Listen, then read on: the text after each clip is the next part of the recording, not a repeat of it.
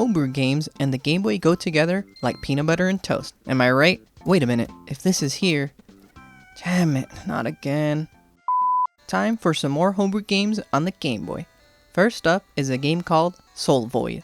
A game that reminds me a bit of Undertale. You awake somewhere unrecognizable, where you're not supposed to be, and they call it the Void. There are lost souls here, and you have to navigate through the world to try to find your way back to yours. The music is great, the atmosphere is horror-esque, depressing, mysterious, a Halloween vibe. Who wrote this script? Oh, right. Anyways, you can talk to all the lost souls and get clues on where to go next. You can talk to the mayor, and you can find statues around. The hearts here act as save points, and there's a villain in the game, this creepy giant smile that's trying to destroy you so he can become a permanent part of the lost world. You'll make acquaintances along the way and collect items in your journey.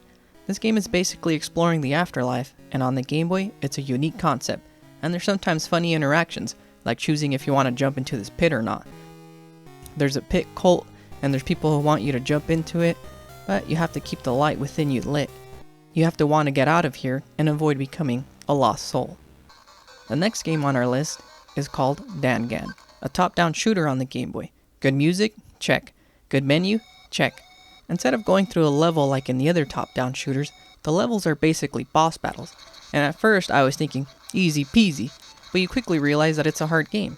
The enemy ship not only moves around, but it stays away from your bullets, and sprays their projectile bullets everywhere, so you have to dodge a constant barrage of bullets whilst trying to destroy them. And at first I thought, oh, maybe it's just this one battle, and you have to try to beat it to get a high score or something like that. But after using my bombs to clear the screen, and when I was cornered on my last life about to get hit, I defeated the ship. That was just level 1. Level 2 has another boss battle, but now they have bombs of their own that they throw, and those explode into more projectiles on the screen. Oh, you thought they would refill your lives and bombs? Nope. Game over. You have to start back from level 1. This game is difficult, but it's really fun. It makes you take on a challenge, and it would have been a really amazing game on the Game Boy back in the day. But even better, we get to play it now. Did I mention they provide a manual with the game? Yep, they went all out here, and looking at the menu, you see that there's actually difficulties. It explains that you can only get hit in the center of your ship, and you have to hit the center of the enemy ship to do damage, as hitting the sides does nothing, as well as being closer to the ship, it will do more damage. Well, now I can probably get further with this info. Never mind. The next game we're going to play, and by we I mean me, is called Tubbo Tubo. It's a game where your cat floats into the sky when you let go of the balloon it was tied to. So now you have to go rescue it.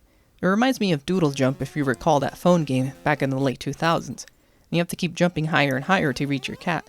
You also can't touch the bottom of these bats here, or get hit by the birds, which you jump off of too. You also have some flying boost available to use during emergencies, but it will run out. You also have to worry about a timer on the levels, so you have to collect these clocks to fill up your timer. There's different levels to unlock, and it's a game of speed to beat the timer, but also if you use up your boost too early, eventually you get to a point where you'll be stuck like here. I can't jump any higher or reach the bird because I used up all my boost, and also the timer is almost out, so game over. Or so you thought, because you can actually stomp on the birds to gain a little bit of boost, so you have to learn how to maneuver by stomping and flying around, so it can become chaotic at times, but you need to use that strategy to complete the level. It's really fun and a creative game, just like the last game. The game called GraviCat, a platformer game in the style of a Super Meat Boy and all those, I think they're called Metrovania games. You can play as a cat and you have boots that can switch gravity. You can also jump a little bit, but the gravity boots mechanic is how you'll get around the level. You have to think outside the box and press B to switch the gravity, and you can press it in combos to slide around a bit and make the jumps. You have to jump and use the gravity boots mid-air to clear some of the trickier parts. And of course, there's spikes and also moving obstacles in the way. You can collect treats along the way too, and there's a section where you have to switch gravity a bunch of times to clear a huge gap here. It's harder than it looks. The game even has boss battles in it. The concept is very unique, the music is great, and it's cool how they implemented all the levels with 2 buttons, and it makes you seem like you're parkouring all over the map. The homebrew games on the system are always fun, and the games are unique and creative. I mean, gravity boots on a cat? Would I just put these boots on, hit B, and then uh-oh.